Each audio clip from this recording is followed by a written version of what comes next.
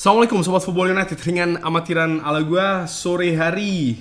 Sambil menantikan waktu maghrib, gue akan ngobrol ringan nih terkait dengan satu artikel dari The Athletic. Ada beberapa hal yang dibahas oleh Erik ten Hag ya. Ini sebenarnya disampaikan ketika konferensi pers sebelum pertandingan, kalau tidak salah sebelum pertandingan menghadapi Liverpool kalau tidak salah.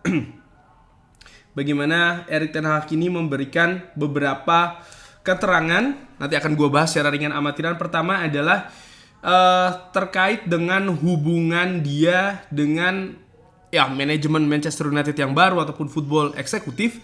Disebutkan pada saat itu saya merasa sangat nyaman karena saya percaya dengan diri saya sendiri, tapi tentu saja ini akan membantu kalau ada komunikasi yang bagus. Dan ini akan membantu ketika Anda merasakan adanya support dari grup leadership atau grup manajemen Manchester United, karena setelahnya Anda tahu kalau Anda ini membangun sesuatu dan Anda melakukannya secara bersama.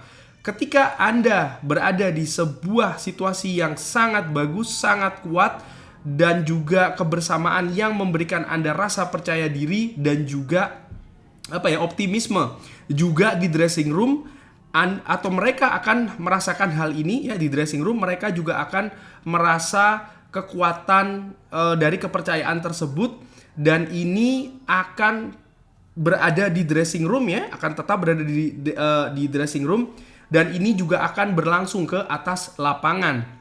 Erik ten Hag disebutkan menghadapi kemungkinan pemecatan sebelum dan juga setelah Manchester United menjuarai Piala FA.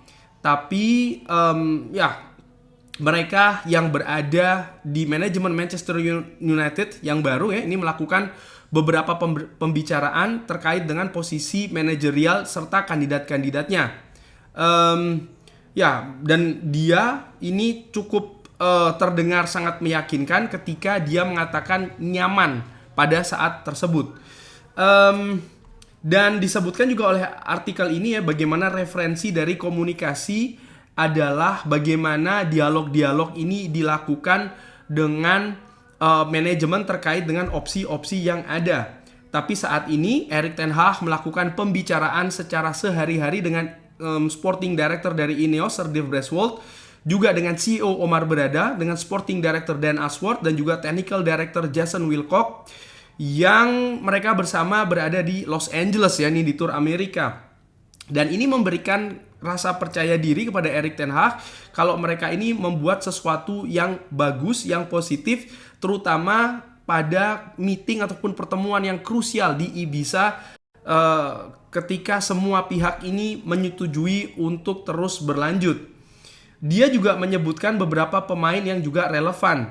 Ini sangat mudah bagi anggota-anggota skuad untuk melihat otoritas dari Erik ten Hag yang sebelumnya sempat diragukan. Tapi bagaimana suasana publik, artinya fans Manchester United yang luas dan juga support dari eksekutif Manchester United ini menunjukkan memang adanya kepercayaan kepada Erik ten Hag. Erik ten Hag juga ditanyakan apakah dia memiliki kepercayaan kalau dukungan ini akan cukup.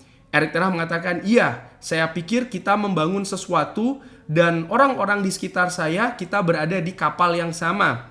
Tapi tentu saja ini membutuhkan ini selalu ada titik pembuktian, dan ketika itu di sana kita berharap kalau kita bisa mendapatkan sesuatu yang bagus. Dan ditanya ketika apa yang dia pikirkan ketika Manchester United ini mencari pengganti. Pada saat itu kan ada beberapa nama, Thomas Tuchel salah satunya. Erik ten Hag mengatakan, apa yang saya pikirkan adalah saya ingin bekerja secara bersama.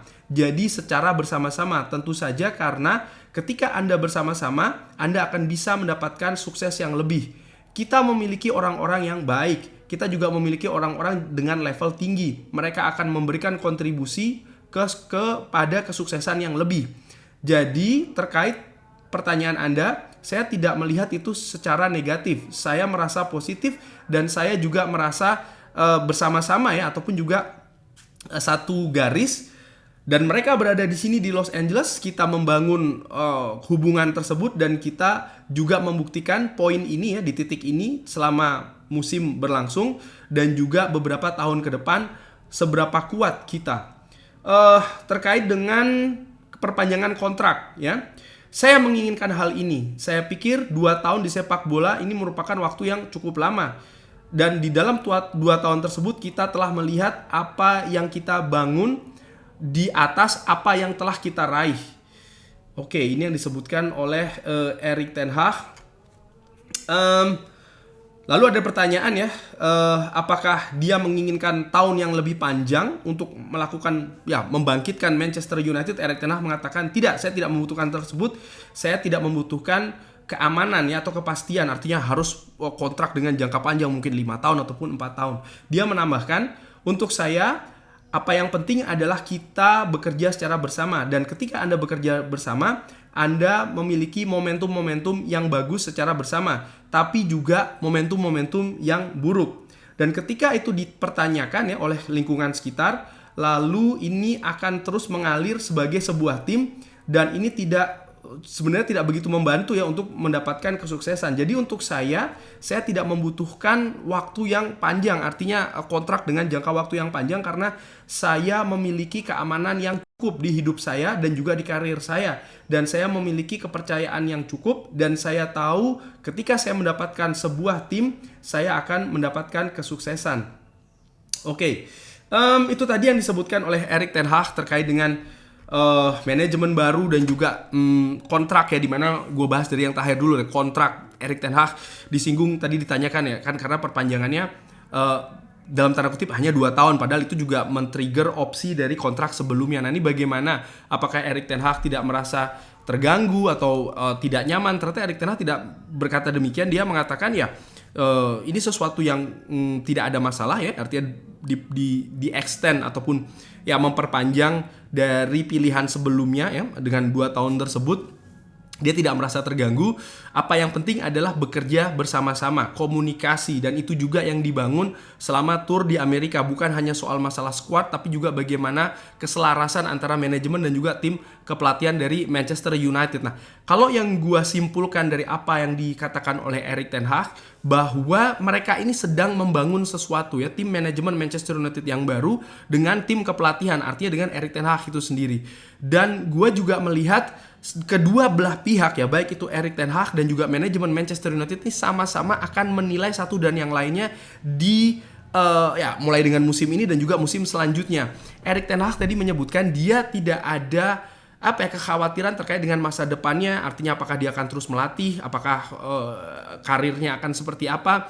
Ya ini juga sejalan dengan beberapa artikel yang gue baca, misalnya ya Erik ten Hag ini juga diinginkan oleh beberapa klub, bahkan beberapa klub tersebut sudah mempersiapkan langkah-langkah ketika dia memang pada saat periode yang lalu ini dipecat oleh Manchester United. Bayern Munchen sempat menunjukkan keminatannya, lalu juga Ajax pun demikian. Artinya Erik ten Hag ini masih memiliki kompetensi yang dilihat oleh klub-klub lain di Eropa. Padahal saat ini memang, atau pada periode musim panas yang kemarin ini, ada semacam kayak pergantian yang cukup banyak ya di klub-klub Eropa. Tapi tentu saja mereka juga secara hati-hati bertindak, melangkah untuk mendekati Erik ten Hag, karena status dari Erik ten Hag sendiri pun juga masih belum jelas. Dan ternyata memang Erik ten Hag ini mengutamakan Manchester United. Artinya memang dia tidak ada keraguan terkait dengan situasi keamanan itu. Sehingga ya gue melihat periode 2 tahun ini sama-sama melihat apakah Erik ten Hag bisa bekerja sama dengan bagus dengan manajemen Manchester United yang baru juga. Dia menekankan itu berulang kali ya, kerjasama, komunikasi yang bagus. Artinya apa? Dia menekankan, dia juga ingin melihat aspek tersebut di pekerjaan dia nanti di Manchester United. Menurut gua, keadaan saat ini ya, ini seperti kayak 95% situasi yang baru, walaupun Erik ten Hag ini merupakan pelatih dari 2 musim sebelumnya di Manchester United, namun keadaannya jauh berbeda. Bagaimana manajemen Manchester United, hierarki, struktur, cara bekerja, proses, sistem, dan lain-lain, ini berbeda.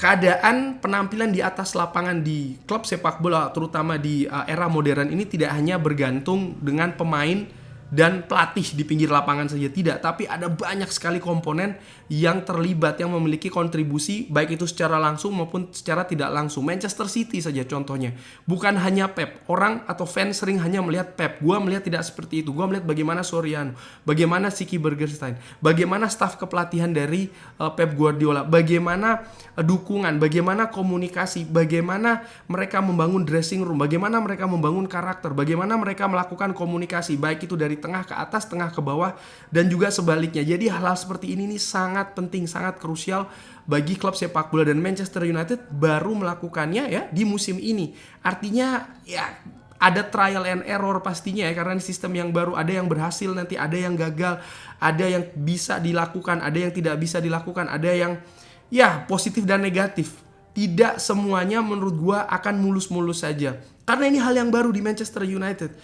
Sehingga ya ketika nanti positif, ada satu yang positif, gua dalam arti atau dalam melihat hal tersebut ya tidak langsung menambah optimisme bahwa Manchester United musim depan akan meraih banyak trofi dan lain-lain, ataupun juga penampilannya akan langsung atraktif dengan dominasi yang lebih konsisten. Gue tidak melihat demikian. Bukannya gue negatif ataupun gue pesimis, tapi gue realistis bahwa saya membangun sepak bola yang konsisten ya, artinya sepak bola yang bagus secara konsisten ini butuh detail yang banyak, dan ini juga butuh yang namanya proses, dan proses ini juga melibatkan yang namanya waktu. Gua ulangi lagi, Sir Jim Ratcliffe melihat bahwa membutuhkan 2-3 tahun paling tidak untuk bisa membuat Manchester United ini bisa bersaing ya lebih ketat di Premier League. Artinya apa ya, kita memang masih harus bersabar sih menurut gua secara ringan amatiran, dan bersabar ini juga dengan cara mengatur ekspektasi berupa hasil dan juga ekspektasi berupa permainan di atas lapangan. Kurang lebih demikian ya, membahas sebuah artikel dari The Athletic yang menurut gue cukup menarik ini. Bagaimana Sobat Football United? Silahkan tulis di kolom komentar.